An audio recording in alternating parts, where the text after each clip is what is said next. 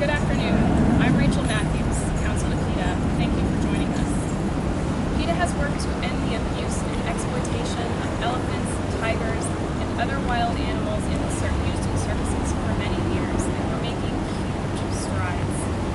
The public now realizes the immense physical and psychological toll caused by chaining elephants, caging tigers, and forcing them to perform night after night, day after day. Once you know what you're looking at, there's no joy in seeing a tiger bullied with a whip, and there's no pleasure in seeing an elephant terrorized with a bull hook, which is a sharp, steel-tipped weapon that resembles a fireplace poker. In nearly every city, including Dallas, animal circuses arrive to find regular people from all walks of life who are out there gathering in protest, educating families about the deprivation wild animals suffer in the circus. A growing number of communities across the country are passing humane legislation to protect wild animals from the mistreatment that is inherent in bull circus acts, and that includes Austin, which banned the use of bull hooks just last month. There are also whole countries like Mexico that are taking wild animals out of the circus altogether. Now, progress and change are coming from within the circus itself. We're here today with Bill Cunningham, who's a longtime Shriner and businessman, and whose company, which is based right here in Dallas, is the largest producer of shrine circuses in the country. Through the shows that he produces in 100 different cities each year, he reaches thousands of children and families. He joins PETA today to make an historic announcement. Thank you, Rachel. Today is about change and the bright future of the circus in America. Effective immediately, our company, Funtime Shows, the largest producer of the Shrine Circus, as well as our own independent circus productions, will no longer exhibit wild animals in our shows. No lions, no tigers, no elephants. Our stars are the human performers that willingly participate and dazzle our audiences. They love what they do, and if they don't like it, they don't have to.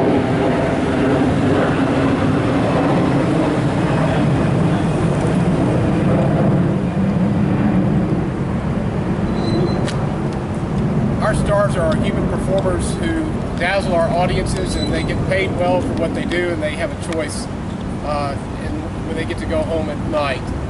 The circus has evolved over the last 150 years in many ways. We have ways of entertaining our crowds today that we didn't have 20 or 30 years ago. Being on the front lines and listening to our customers and the mothers of children here in the United States, we find today that there's been a mood shift, and the mothers of today don't want to take their children to a circus where they're going to see wild animals perform.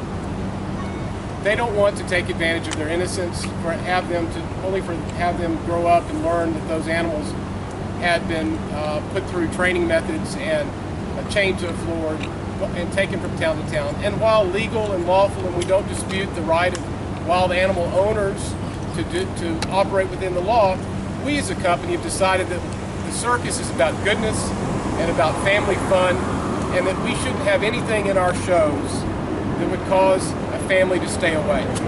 And with this mood shift, we've seen it growing.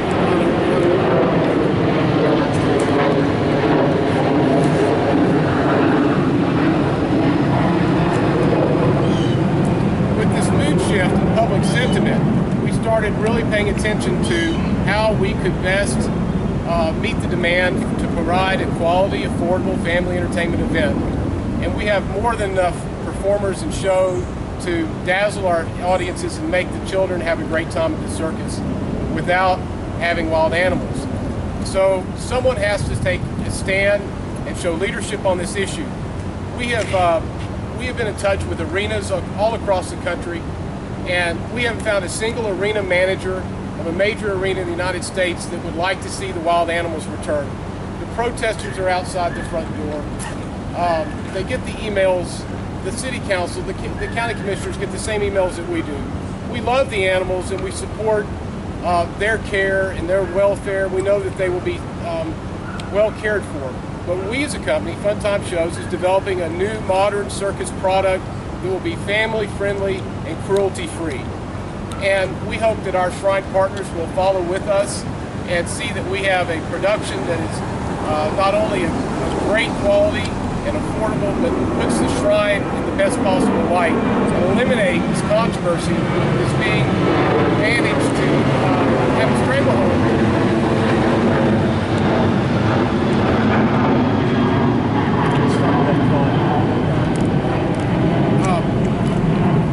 I haven't been able to find a single major arena manager in the country that has supported the continuation of wild animals in the circuses. They get the same emails that we do of concern. And the fact is that we have to lead on this issue. We've got ways to entertain families and children that don't include wild animals, and we're going to put that show out front starting now and today. Someone had to take leadership on this issue and just decide that enough is enough. We're not going to be held. That really just happened. Sorry. A bird. Isn't that good? A bird landed.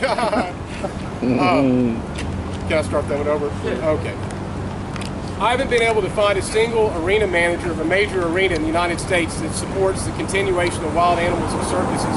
To the contrary, they receive the same emails that we do from concerned mothers about us continuing to bring wild animals in our shows. Quite frankly, there are so many different ways that we can present circus. We have amazing performers from two dozen different performing arts that can bring a wonderful production and provide family happiness in a way that only circus does. The circus has evolved over the last 150 years. Today is the first day of the next chapter of the circus in America. I'm committed to restoring goodness to the circus. I'm committed to being an agent of change, and we hope that our Shrine partners will love the show we're bringing out, and that the public will support us, and that we will have a great, great season next year. Bill, two questions.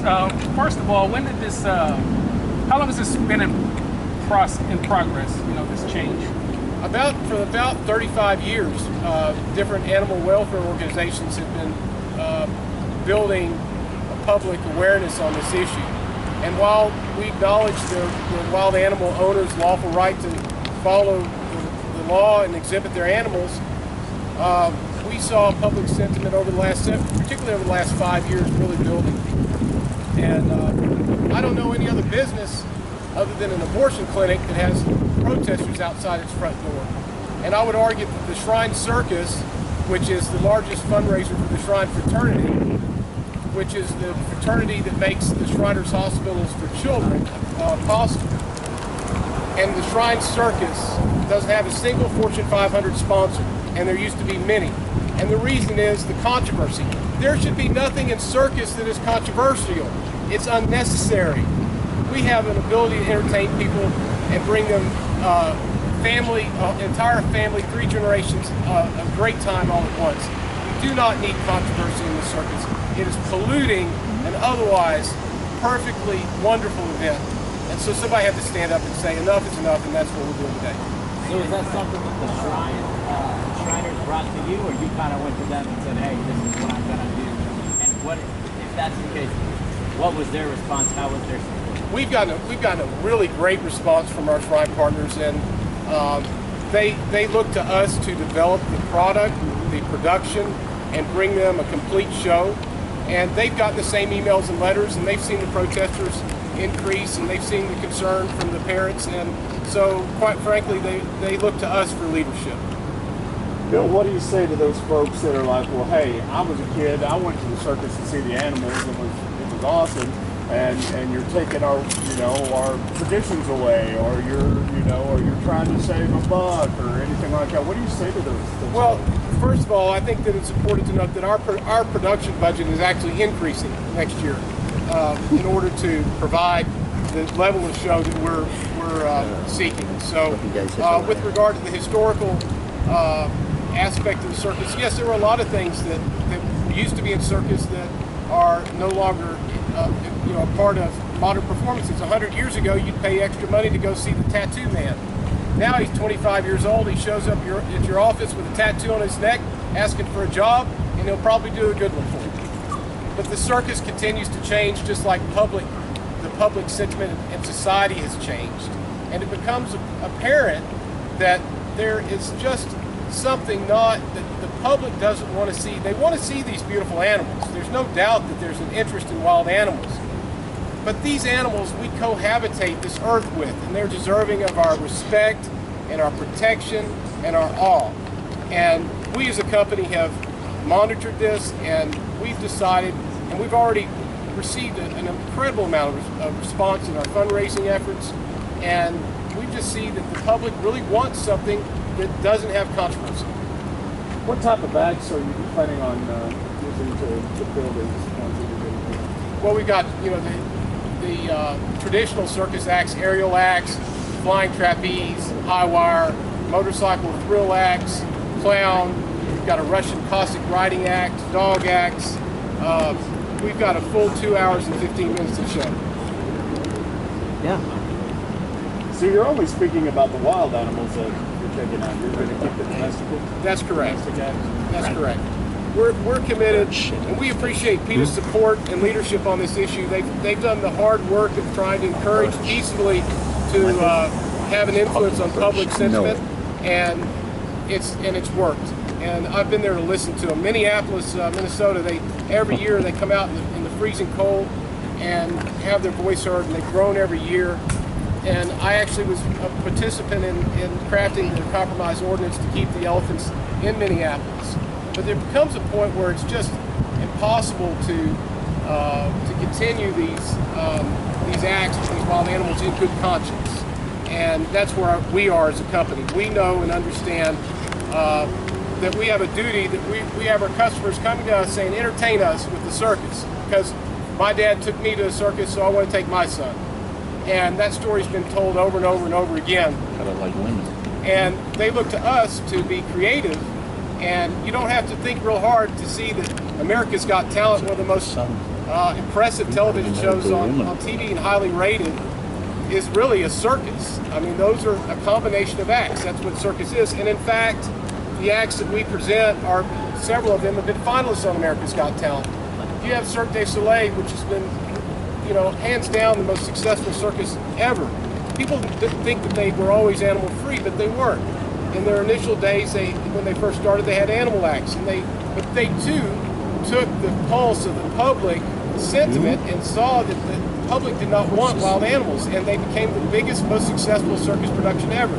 Ringling Brothers just announced that they will be retiring their elephants from their circuses at the end of 2018, which was sort of an inspiration for us.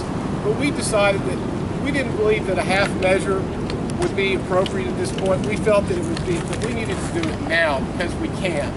And so we are. And we're joining the 50 plus major cities in America that grow every week, and applaud those government bodies. We applaud the managers of the arenas that are changing their booking guidelines with one sentence that no wild animal will be exhibited in the arenas. And I think that we're going to see that this public debate is going to come to a rapid close, and that these animals are going to be exhibited in a more humane and appropriate manner.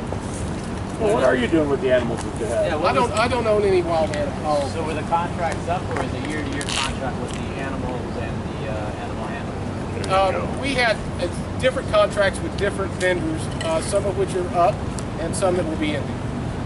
So it's not. So they're completely gone away. Or They're completely gone away. We will not be exhibiting wild animals in our productions. So the contract is pretty much going to an end before your next circus. The contracts and our performance of the animals are not mutually dependent.